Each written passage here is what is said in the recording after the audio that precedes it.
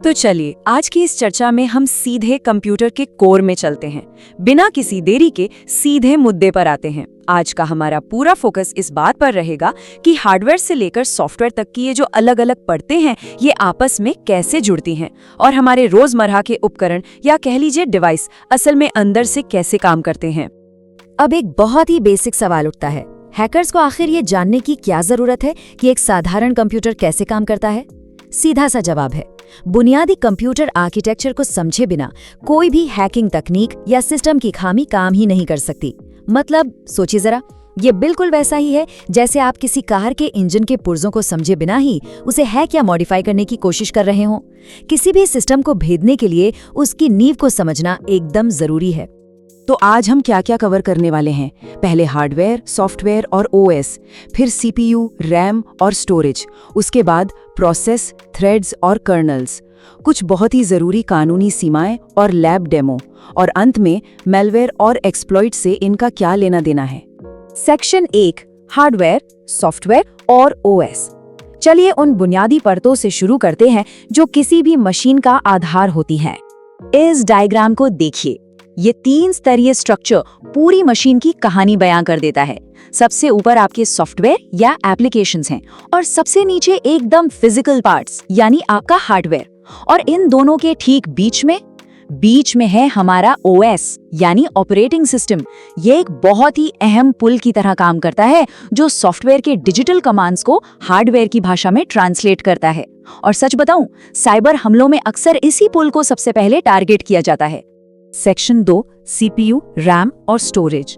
अब जरा इस हार्डवेयर लेयर के अंदर झांकते हैं।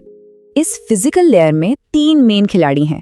पहला सीपीयू, मशीन का दिमाग जो सारे फैसले लेता है। दूसरा रैम, ये आपकी एक शॉर्ट टर्म मेमोरी या वर्किंग स्पेस है। जो भी काम आप अभी कर रहे हैं उसका डेटा रैम में होता है ताकि तेजी से काम हो सके। और आपको पता है, ज्यादातर मॉडर्न मैलवेयर यहीं छिपने की ताक में रहते हैं।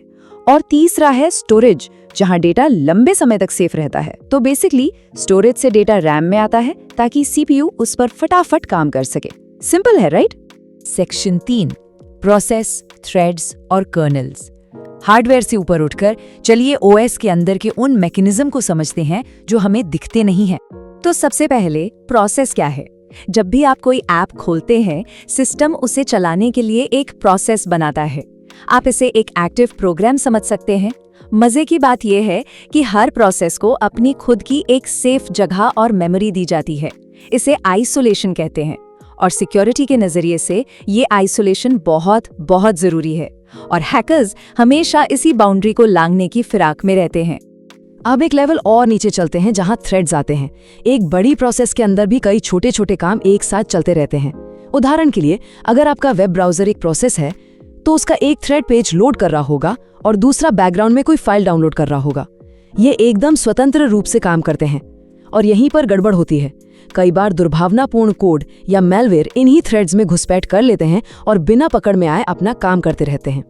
और अब आता है कर्नल। ये ऑपरेटिंग सिस्टम का सबसे अहम हिस्सा है, एकदम कोर। आप इसे अल्टीमेट गेट कीपर कह सकते हैं। कोई भी प्रोसेस या थ्रेड सीधे हार्डवेयर तक नहीं पहुंच सकता, उसे कर्नल से परमिशन लेनी ही पड़ती है।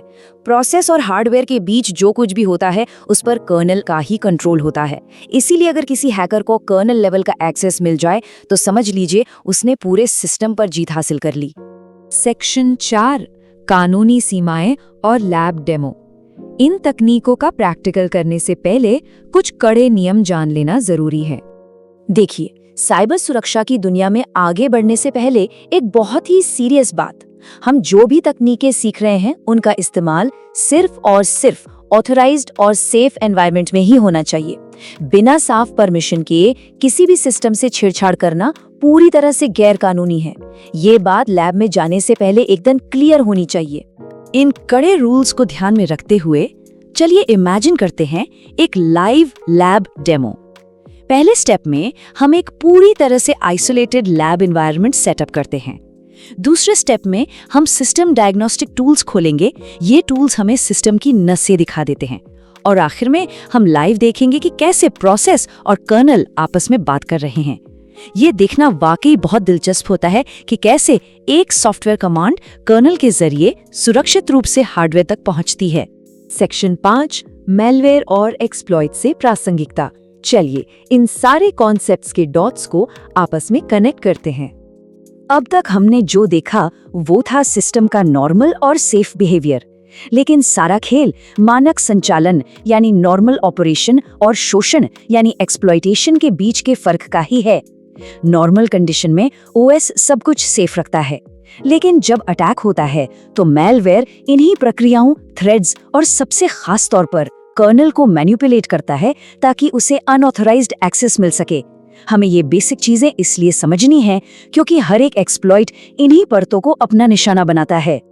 तो जाते जाते जरा इस पर सोचिए, ये सारा आधारभूत ढांचा जानने के बाद आपको क्या लगता है कि भविष्य के मैलवेयर इन प्रोसेस और थ्रेड्स के साथ कैसे खिलवाड़ करेंगे? आज हमने जिन बेसिक बिल्डिंग ब्लॉक्स की बात की है, असल में वही आने वाले समय में साइबर हमलों का असली युद्ध क्षेत्र बनने वाले हैं।